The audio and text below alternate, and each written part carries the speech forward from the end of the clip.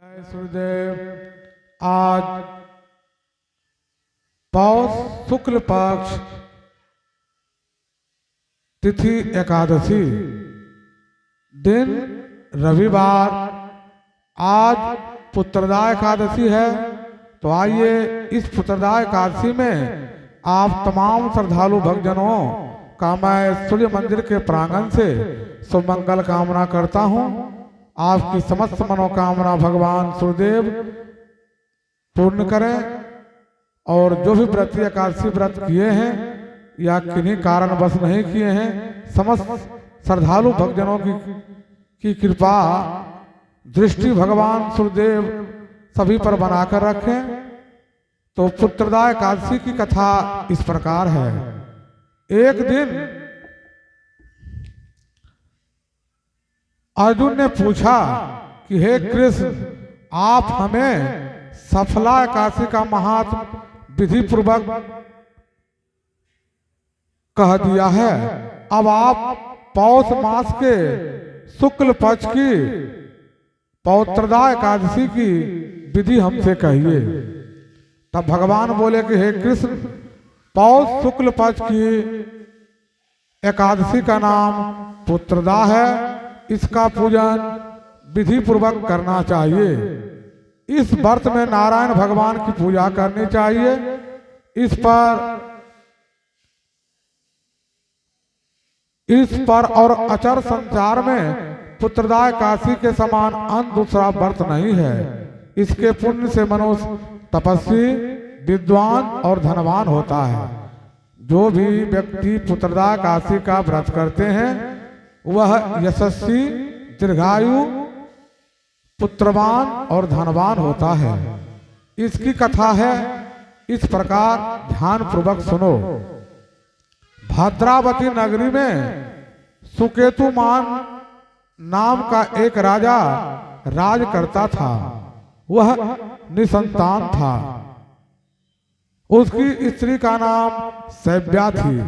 वह सदैव निपुत्री होने के कारण चिंतित रहती थी।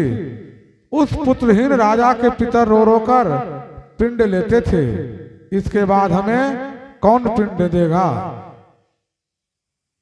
इधर राजा को भी भाई बंधु बांधव, मंत्री मित्र, राज हाथी घोड़ा आदि से भी संतोष नहीं होता था।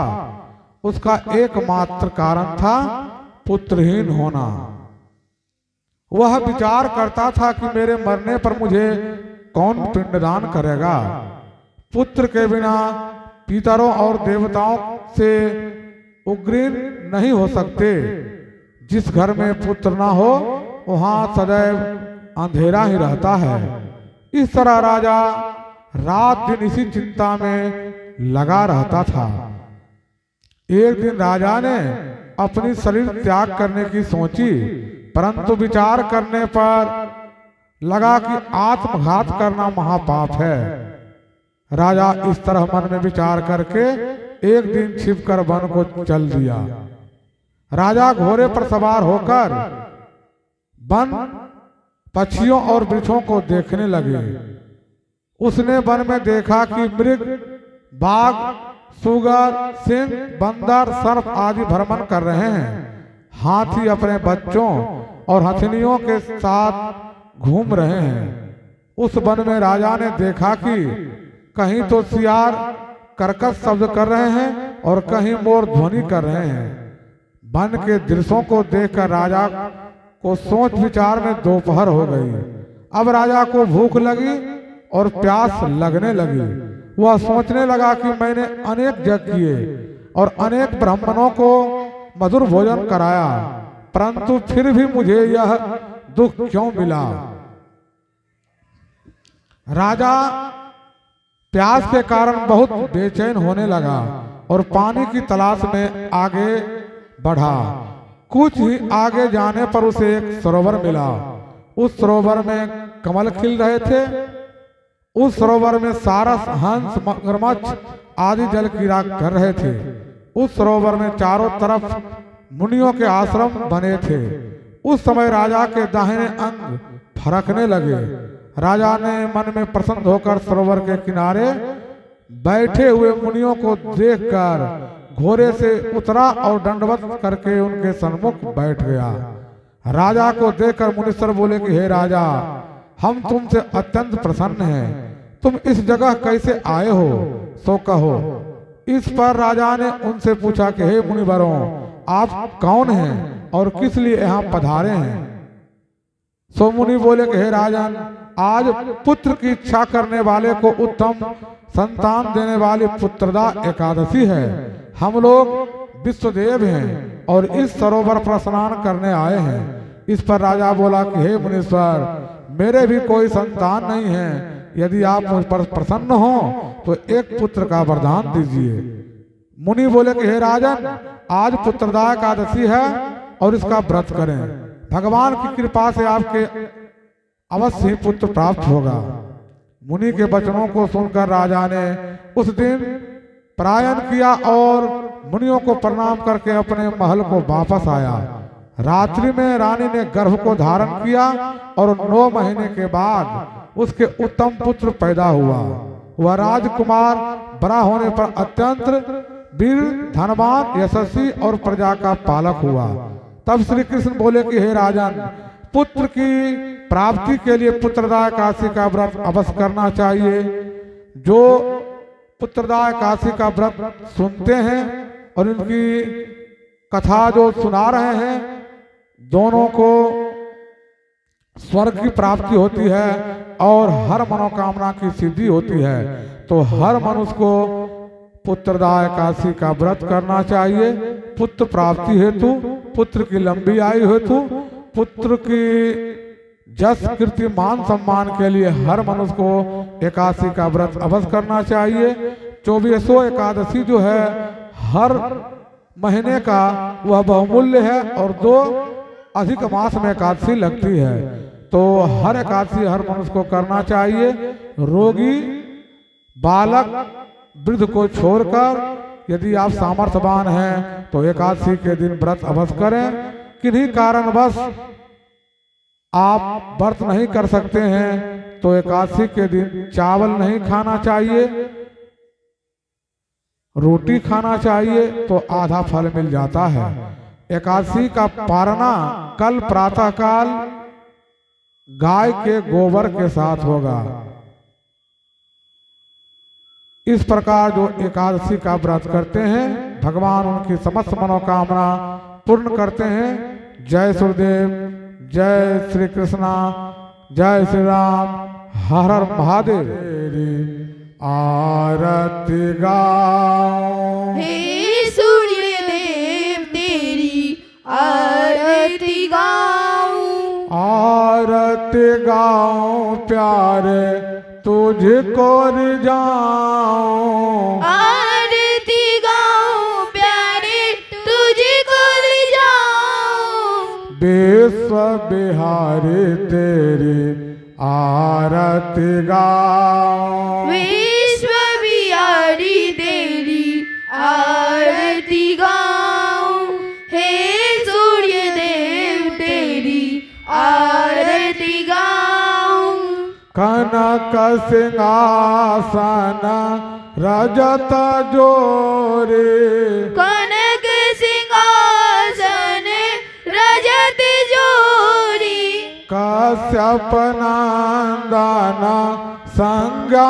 किशोरे, कश्यप नंदन संज्ञा किशोरी, जुगल छवि को सदा निहारो, जुगल छवि को सदा निहारूं, हे सूर्य देव तेरी आरती गाऊं, हे सूर्य देव तेरी आरती गाऊं, बाम बाग सो भित जग जनने, बाम बाग से जिजदत जननी, चरण विराजत है सुत अंजने, चरण विराजत है सुत अंजनी, उन चरणों को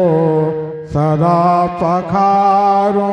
उन चरणों को सदा पखारूं। हे सूर्य देव तेरी आरती गाऊं। हे सूर्य देव तेरी आरती गाऊं। आरती हनुमत के मन भाए। आरती हनुमत के मन भाए। सूर्य कथा नित राम जी गाए। सूर्य कथा नित राम जी गाए। सूर्य कथा हृदय में उतारो। सूर्य कथा हृदय में उतारूं। हे सूर्य देव तेरी आरती गाऊं। हे सूर्य देव तेरी आरती गाऊं। चरणों से निकले है गंगा प्यारे। चरणों से निकली है गंगा प्यारी। बंदन करते दुनिया सारे। बंदन करती दुनिया सारी। उन चरणों में शीश झुकाऊं। उन चरणों में शीश झुकाऊं। हे सूर्य देव तेरी आरती गाऊं। हे सूर्य देव तेरी आरती गाऊं। आरती गाऊं प्यारे तुझको रिझाऊं। आरती गाऊं प्यारे तुझको रिझाऊं। विश्व विमोचन तेरी आरती गाऊं। विश्व विलोचन तेरी आरती गाऊं। हे सूर्य देव तेरी आरती गाऊं। हे सूर्य देव तेरी आरती गाऊं। गौरं करुणावतारं संसारि सारं भुजगेन्द्रहारं सदा वसन्तं हृदयारविन्दे भवं भवानी सहितं नमामि। तमेव माता च पिता तमेव बन्धु च सखा तमेव विद्याधरणं तमेव सर्वं मम देव देव। ओम आदित्याय विद्महे दिवाकाराय च धीमहि तन्नो सूर्यः प्रचोदयात्। आवाहनं नो जानामि विसर्जनं पूजां नो जानामि। क्षमतां परमेश्वर मंत्रिणं क्रियाहीनं भक्तिहीनं सुरेश्वर जत्पूजतं मया देवा परिपूर्णतः समय प्रेम से बोलिए सूर्य भगवान की वृंदावन बिहारी लाल की राजा रामचंद्र की भागवत भगवान की बजरंगबली की सत्य महारानी की कृष्ण बाबा की राम बाबा की हर हर महादेव। आज पौष शुक्ल पक्ष तिथि एकादशी दिन रविवार सूर्य मंदिर के प्रांगण से प्रातःकालीन आरती संपन्न हुई। मैं तमाम श्रद्धालु भक्तजनों को सूर्य मंदिर के प्रांगण से सुमंगल कामना करता हूँ। भगवान भास्कर की कृपा आप सभी श्रद्धालु भक्तजनों पर बनी रहे।